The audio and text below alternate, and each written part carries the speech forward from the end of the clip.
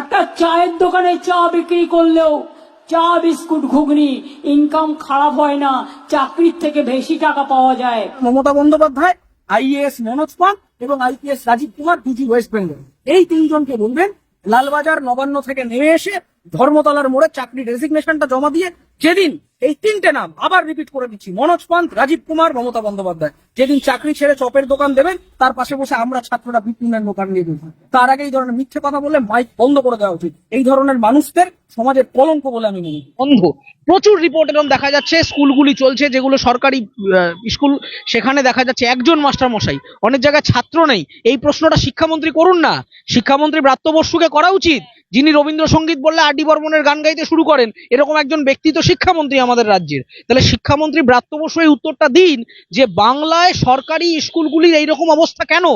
এই 172 পাতার জাজমেন্টে 140 পাতার পর থেকে কলকাতা পুলিশের মানে শুধু বোধহয় গালাগালটুকু করা যায় না বলে অসাংবিধানিক বলে সেটা বোধহয় জজ সাহেব করেননি।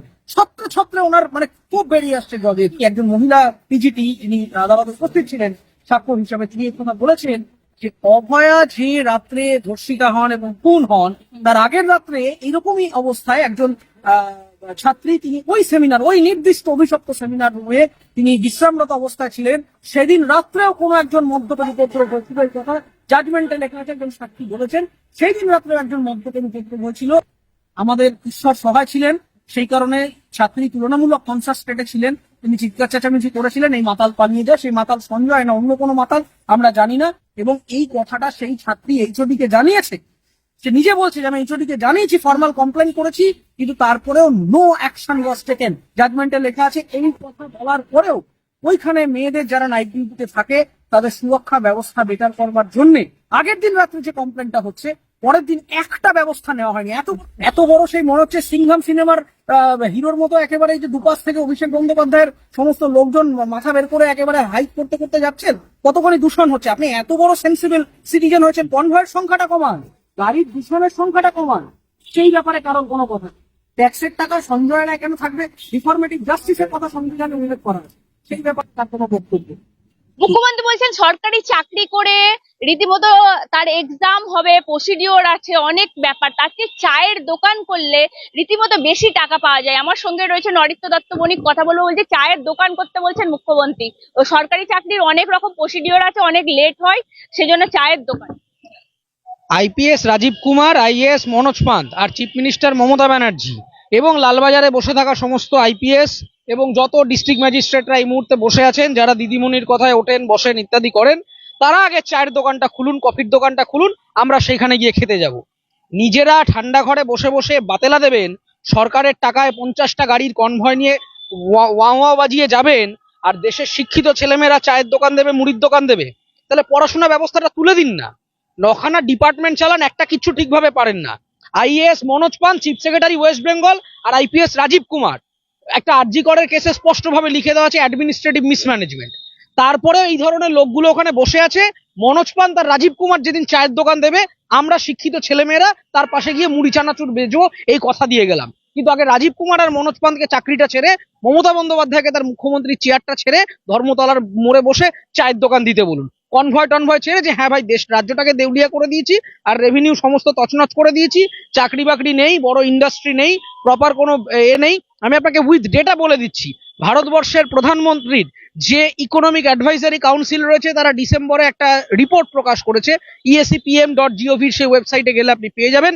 সেইখানে কথা বলা হচ্ছে যে প্রায় 50% বাংলার মানুষ মধ্যবিত্ত, নিম্ন মধ্যবিত্ত, শিক্ষিত কিংবা অর্ধশিক্ষিত, আপার প্রাইমারি এডুকেশনের পরেই, কিংবা যারা মোটামুটি মাধ্যমিক 8 অব্দি পড়েছেন, মাধ্যমিক অব্দি পড়েছেন, এরকম প্রায় 50% মানুষ তারা বাংলা থেকে বেরিয়ে পশ্চিমের অন্যান্য রাজ্যে চলে যাচ্ছেন, দক্ষিণের অন্যান্য রাজ্যে চলে যাচ্ছেন। কেউ ব্যাঙ্গালোর, কেউ ওদিকে কেরালা, কেউ ওদিকে দিল্লি, কেউ গুজরাট, বিভিন্ন জায়গায় সে সোনার দোকানে কাজকর্ম করুক, কিংবা চাষাবাদের কাজকর্ম করুক, কিংবা সে কোনো ইনস্টিটিউটে মাস্টারমশাই হোক, কিংবা সে ট্রান্সপোর্ট অ্যান্ড লজিস্টিক্সে কাজ করুক, কিংবা অন্য কোনো স্টার্ট আপ করুক, বাংলার বিরাট অঙ্কের পপুলেশন বাংলা ছেড়ে চলে যাচ্ছে।